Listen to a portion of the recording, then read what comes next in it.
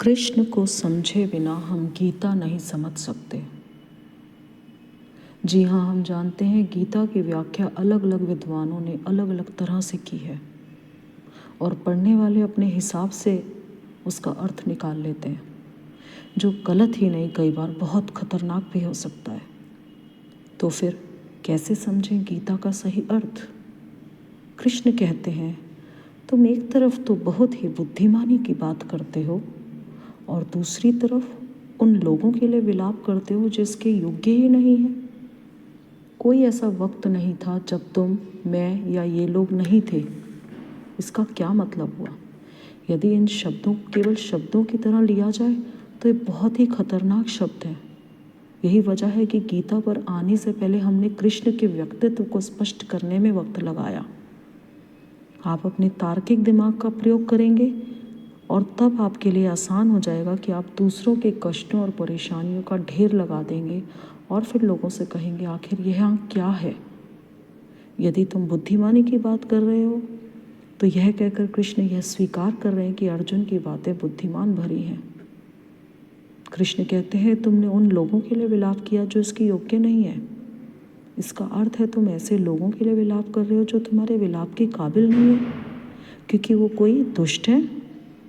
तुम उन्हें जहाँ भी भेजोगे वे नकारात्मक कार्य ही करेंगे। यदि तुम उन्हें पूरा राज्य दे दोगे फिर भी वे नहीं रुकेंगे। वास्तव में तो यही हुआ था। पूरा का पूरा राज्य कौरवों को दे दिया।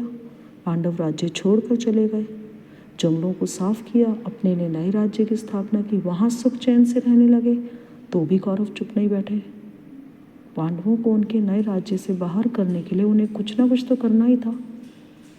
पांडवों को छल से जंगल भेज दिया, वह भी काफ़ी नहीं था, तो वहाँ उनका मजाक उड़ाया। उसके बाद उनकी हत्या करने की भी योजना बना डाली। तो युद्ध में अर्जुन जिन लोगों का सामना कर रहे थे वे लोग ऐसे नहीं थे जो कुछ परिस्थितियों से बाध्य हों और फिर गलत करें, परंतु वे दुरात्मा थे। उन्हें कुछ भी दे दो, उन्हें फिर भी गलत काम ही करना था। इसीलिए कृष्ण ने कहा कि तुम उन लोगों के लिए विलाप कर रहे हो जिनके लिए तुम्हें कोई विलाप नहीं करना चाहिए। संभव है तुम 100% ठीक ना करो, लेकिन मुझे यकीन है तुम उनसे अच्छा ही करोगे। इसी विश्वास के साथ कृष्ण कहते हैं, अब आगे बढ़ो।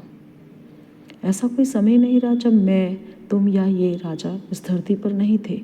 हम सभी का भविष्य अस्तित्व में था। यहाँ वह जीवन के मौलिक गुण के बारे में बता रहे हैं कि जीवन के इंसानिक रूप के बारे में नहीं।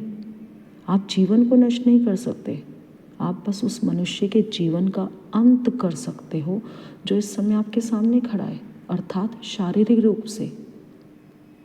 लेकिन आत्मिक रूप से वह हमेशा जारी रहेगा, तुम भी रहोगे। जो कुछ भी ईश्वरीय है, जो भी इस जगत का आधार है, वह अविनाशी है, शाश्वत होगा। वह जगत खुद में अविनाशी नहीं है, यह आता और जाता है, लेकिन जो इस जगत का स्रोत है वह अविनाशी है। और इसीलिए वह कहते हैं तुम चिंता मत करो, तुम्हें जो भी करना है वह सिर्फ इस शरीर के साथ करना है। अगर कोई आनंद पूर्वक रहता है तो उसके लिए शरीर के मायने हैं। अगर किसी ने फैसला कर लिया है कि वह इस शरीर से दूसरों को कष्ट देगा, वह इससे क्रोध और नफरत करेगा, हिंसा करेगा, तो उसके शरीर को मिटा देना ही सही है। लेकिन जो व्यक्ति तुम्हारे सामने खड़ा है उसके भीतरी आयाम को तुम नष्ट नहीं कर सकते। वे हमेशा से रहे हैं, वे हमेशा रहेंगे। तुम्हारे मामले में भी यही सही है, उनके साथ भी यही बात सही है। तो इन बातों पर किसी भी तरह का शोक मत करो, क्योंकि जब लोग कष्ट में होते थे तो कृष्ण को भी कष्ट होता था। वे हमेशा लोगों के साथ हंसते थे एवं अपनों के साथ रोते थे। जय श्री कृष्ण।